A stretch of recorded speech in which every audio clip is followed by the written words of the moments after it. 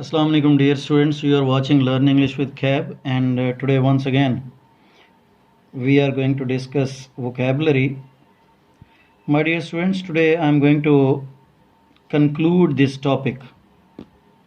आज इसका ये आखिरी लेक्चर है ऑलमोस्ट। इसमें हम लोग कुछ टेक्निक्स डिस्कस करेंगे, जैसे आप लोग इसमें सिनोनिम्स देखते हैं और आप लोग इसमें एंटोनिम्स देखते हैं। ठीक है जी। अच्छा, सिनोनिम्स का मतलब you people know very well कि इसका मतलब होता है words having same meaning. Words having same meanings. जबकि एंटोनिम्स जो हैं इसका मतलब होता है वर्ड्स हैविंग अपोजिट मीनिंग्स। ठीक है जी। यानी कि एक जैसे मीनिंग रखने वाले अल्फाज जो होते हैं they are known as synonyms, और उसके बिल्कुल उल्टे मीनिंग वाले they are known as antonyms. अच्छा, जैसे हमारे पास एक वर्ड है आई से आइडियल या आइडियलिस्ट ले लें, चलें आइडियलिस्ट। अब ये जो वर्ड है हमारे पास, अगर हम इसको देखें तो ये आइडिया से है बेसिकली। ये क्या है? आइडिया। और अच्छा, इसी से ही फिर इसमें एल आया, आइडियल। फिर इसमें हमने एक ये सफिक्स हमने पहले डिस्कस किया था, आइडियलिस्ट। यानी कि इसकी 3 सिचुएशंस बन रही हैं। ठीक है जी। ये इसमें आपके पास सफिक्स आया। अब आइडियल से, आइडियल होता है ना ख्याली, और आइडियलिस्ट क्या होगा? जो कोई ऐसा शख्स जो कि सोचता है या ख्यालात और ख्वाबों को अमली जामा पहनाने वाला जो शख्स होगा। ठीक है जी। कोई ऐसा शख्स जो कि ऐसी सोच रखता हो कि मैं इस ख्याल को या इस काम को पाए तकमील तक पहुंचा सकता हूं, जबकि बाकी लोग जो हैं वो उसकी तरदीद कर रहे हों, तो ऐसे शख्स को कहा जाता है आइडियलिस्ट। ठीक है जी। तो ऐसा शख्स जो है, फिर ही माइट बी कॉल्ड विजनरी, ऐसे ही होगा ना जी। उसको हम क्या कहेंगे? विजन रखने वाला शख्स। ही माइट बी अ ड्रीमर।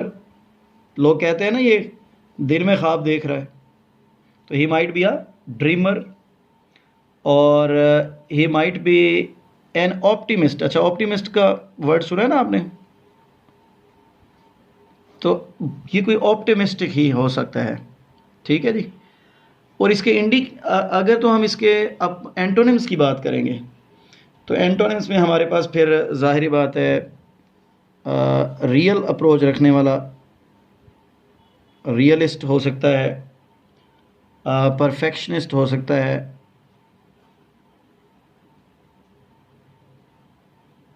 ठीक है जी। और इसमें क्या हो सकता है जी? जेलट हो सकता है। जेलट होता है ना वो पुरजोश, कटर, जिसे आप लोग कहते हैं कटर, शिद्दत पसंद जो होता है। फिनेटिक हो सकते हैं। ये सारे इसके अपोजिट हो सकते हैं। ठीक है। इसी तरह से हमारे पास एक और वर्ड मैं आपको लूँगा आपके लिए इसी में, इंडिजेंट।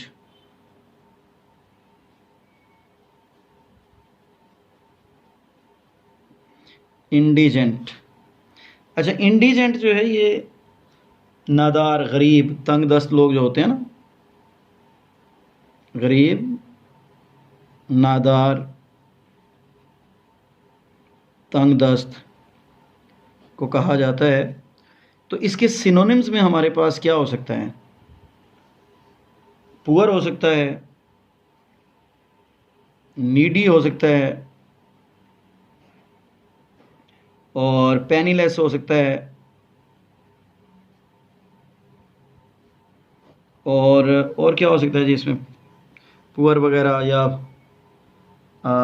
पेन्यूरियस वगैरह भी हो सकते हैं, ठीक है जी। और इसके एंटोनिम्स में अगर देखें तो फिर वेल्दी होना चाहिए जी। क्या होना चाहिए? वेल्दी। और इसके अलावा क्या हो सकता है जी इसमें? प्रॉस्पेरस,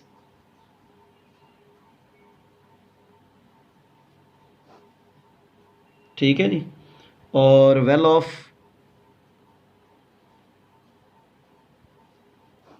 मनीड, ये सारे इसके हो सकते हैं। तो ये तो हमारे पास सिनोनिम्स और एंटोनिम्स होते हैं। अच्छा, इसके अलावा भी हमारे पास कुछ चीज़ें होती हैं, जैसे हम लोग कहते हैं कि एक्रोनिम्स होते हैं। अच्छा, एक्रोनिम्स जो है ना, ये ऐसे वर्ड्स होते हैं, इसको लिखें जी यहाँ पे, एक्रोनिम्स।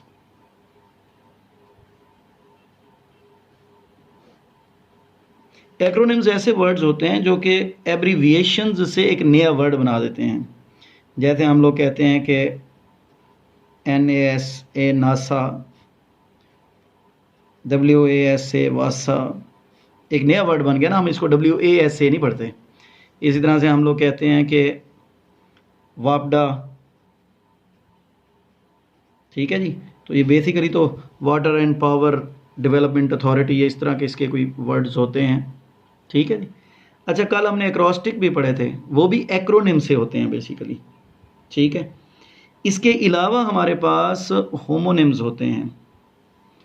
होमोनिम्स ऐसे वर्ड्स होते हैं जिनके सेम स्पेलिंग्स होते हैं। होमोनिम्स वर्ड्स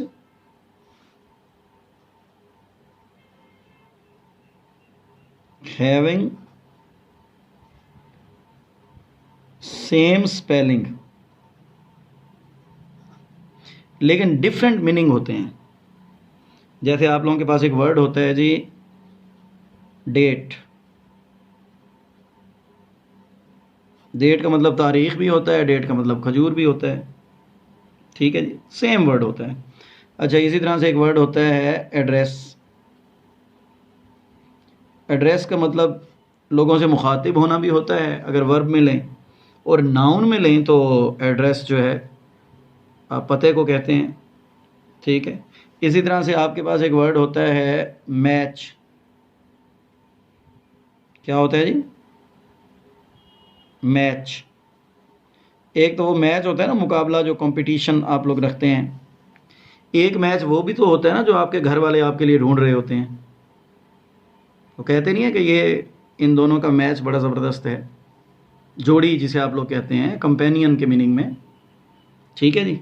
तो they are known as homonyms, यानी कि सेम स्पेलिंग रखते हैं। अच्छा, एक ऐसे होते हैं जिनकी सेम साउंड होती है, उनको हम कहते हैं होमोफोन्स। क्या कहते हैं?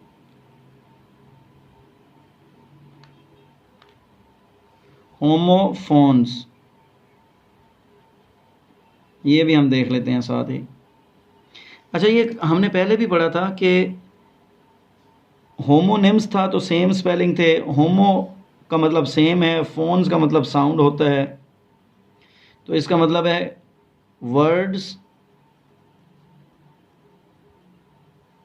हैविंग सेम साउंड, यानी कि होते सेम साउंड के हैं लेकिन स्पेलिंग बहरहाल डिफरेंट होते हैं। जैसे प्रिंसिपल वर्सेस प्रिंसिपल,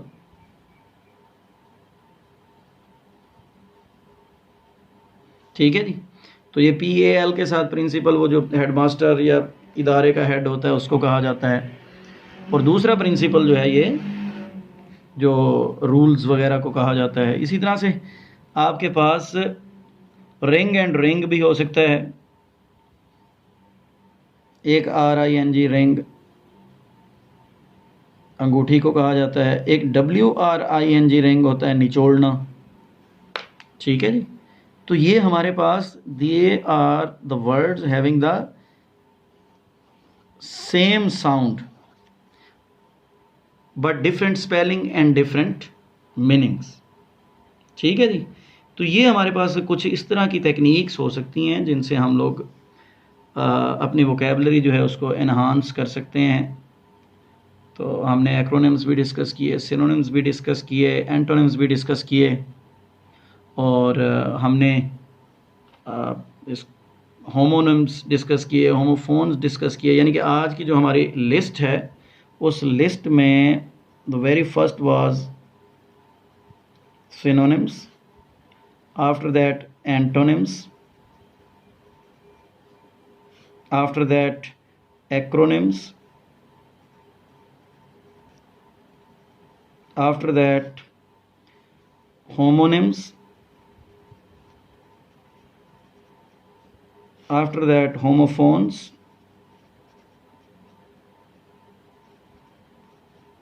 ठीक है जी। और ये सारे हमारे पास डिफरेंट टेक्निक्स हो सकती हैं। और पैरोनिम्स भी होते हैं, एक वर्ड पैरोनिम्स हैं, ये भी ऐड करें इसमें। पैरोनिम्स होते हैं ना, ये the words having words from the same base, यानी कि इनकी एक बेस होती है। जैसे अगर मैं ये कहता हूँ कि हमारे पास एक वर्ड है लग्जूरियस,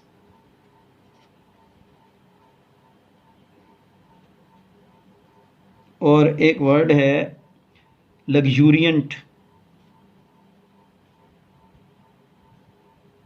अब लग्जूरियस और लग्जूरियंट या इससे लग्जरी बना लें तो ये बेसिकली तो लग्जरी से है वर्ड, इनकी बेस वर्ड एक ही है, आगे मीनिंग चेंज करते जाते हैं।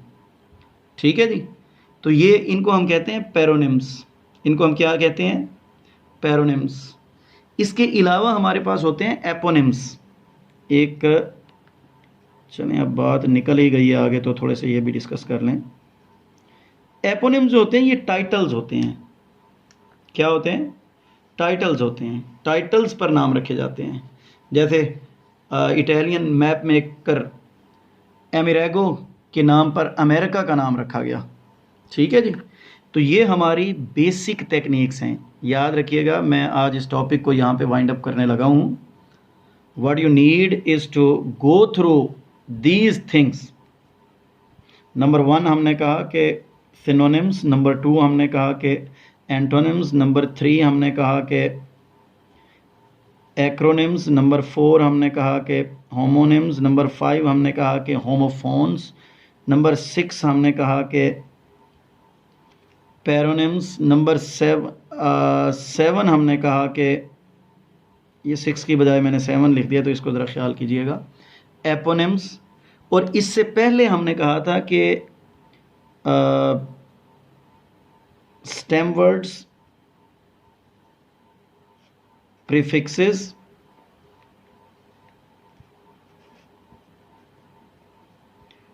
और सफिक्सेस, ये भी आपने जहन में रखने हैं कि किस तरह से आपने स्टेम वर्ड्स सीखने हैं और फिर उनके साथ प्रीफिक्सेस जोड़ने हैं और सफिक्सेस जोड़ने हैं, उनके मीनिंग बदलने हैं।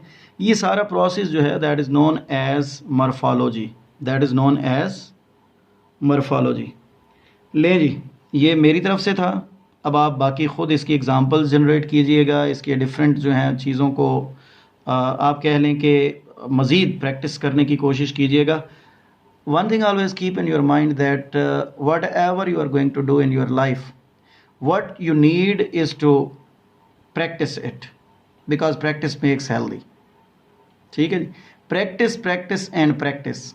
That is the only secret of success. Even when we are learning the grammatical rules, when we are learning the vocabulary tricks and so on, that basically needs practice. So I suggest you people to have some more practice. Okay ji, Allah Hafiz. Thank you very much for watching Learn English with Cab. We'll see you again inshallah.